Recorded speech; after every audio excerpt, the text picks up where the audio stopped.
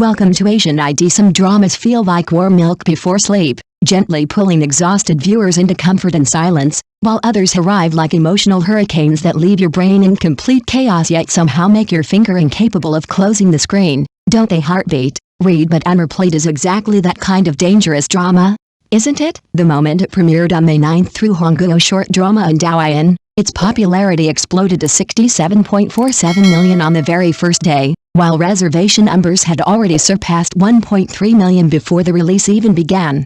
Didn't they? Those numbers felt so absurdly aggressive that many viewers probably clicked the drama out of pure disbelief before realizing they had accidentally fallen straight into emotional quicksand. Didn't they? At the center of this whirlwind stands Su Ziyangqing, portrayed by Hae-in, and honestly, calling her merely a female lead almost feels unfair because she behaves less like a romance heroine and more like a walking emotional explosion wrapped inside endless chaotic energy, doesn't she? She is introduced as a fallen celebrity destroyed by cyberbullying after being harassed by a famous actor, yet instead of collapsing quietly beneath humiliation, she fights back with non-stop sarcasm, reckless optimism, and the kind of shameless honesty that makes audiences laugh before they suddenly realize they are emotionally attached to her, don't they? When she sits on the floor shamelessly pleading, "Shenji, at least let me explain myself," while looking simultaneously guilty and completely unapologetic.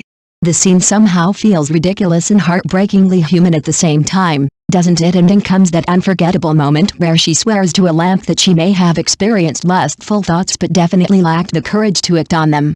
And suddenly viewers everywhere begin wondering whether the screenwriter has secretly been spying on everyone's most embarrassing inner thoughts, don't they? What makes Su Ziyangqing so addictive is not simply her humor, but the terrifying resilience hidden underneath it, isn't it? Even during the darkest moments of public humiliation, she refuses to surrender her warmth, as though talking loudly and smiling recklessly are her final weapons against a world trying desperately to silence her, aren't they? Then there is Shenji, played by Karen, whose entire existence feels like the emotional opposite of Su Ziyangqing from the very first frame, doesn't it? He hides himself away inside a guest house, barely speaking, barely interacting, and supposedly suffering from severe social anxiety and mutism, yet behind that cold silence exists a man so emotionally fragile that even small moments of affection feel capable of completely destroying him, don't they? And honestly, isn't that contradiction exactly why audiences became obsessed with him so quickly? A man who appears emotionally unreachable yet secretly longs for connection often creates a stronger emotional pull than characters who openly confess their feelings every 5 minutes,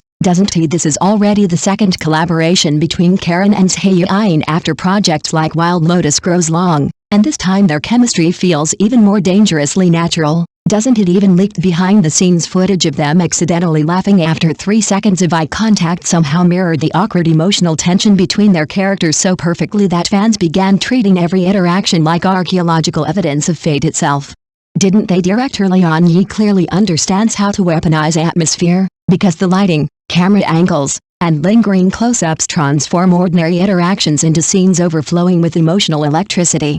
Don't they? Episode 7 especially shattered countless viewers emotionally when Shenji rushed forward to pull Su Ziyangqing away from online attackers, because in that moment the drama stopped feeling like simple romance and started resembling two lonely people desperately trying to protect each other from the cruelty of the world, didn't it? But then episode 8 twisted the knife even deeper, didn't it? Shenji genuinely believed Su Ziyangqing wanted to kiss him, only to discover she was merely taking a photo to complete his mother's request. And the disappointment on his face felt so painfully real that viewers could practically hear his carefully open heart slam shut again.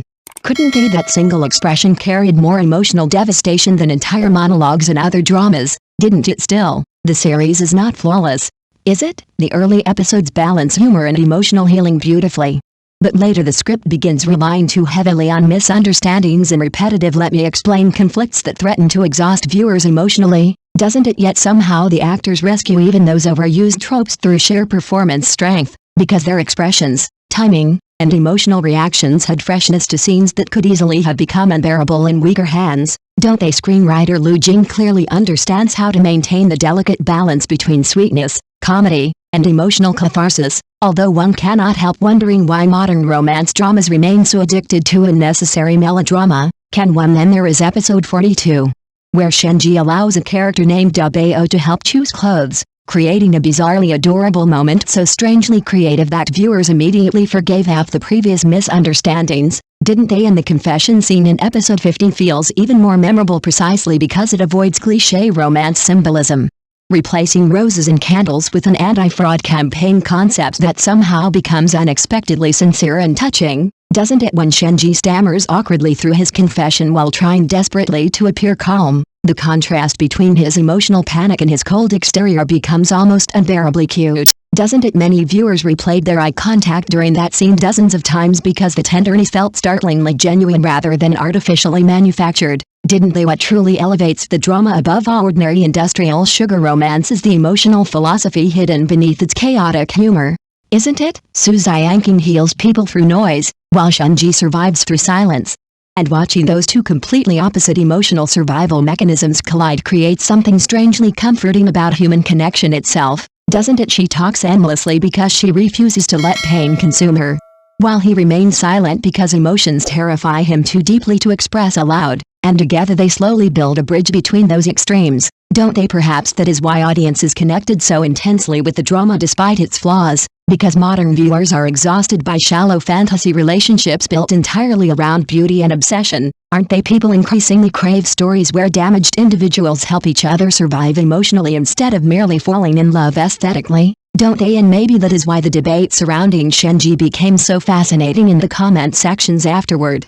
Didn't it? Some viewers insisted that emotionally withdrawn men like him desperately need bright and extroverted partners like Su Xiangqing to drag them back toward life and emotional openness, while others argued that such relationships would become emotionally exhausting and unstable over time, didn't they? Would someone like Shenji truly heal better beside a loud, warm, emotionally fearless woman capable of constantly pulling him outward into the world, or would he feel safer and more understood with another quiet introvert who asks for nothing except peaceful companionship? Which possibility feels more honest? And perhaps the deeper question hidden underneath this fictional romance is even more uncomfortable, isn't it? When people fall in love, are they really searching for someone similar enough to understand their wounds, or someone completely opposite enough to rescue them from becoming trapped inside those wounds forever, aren't they? Thank you for watching the video.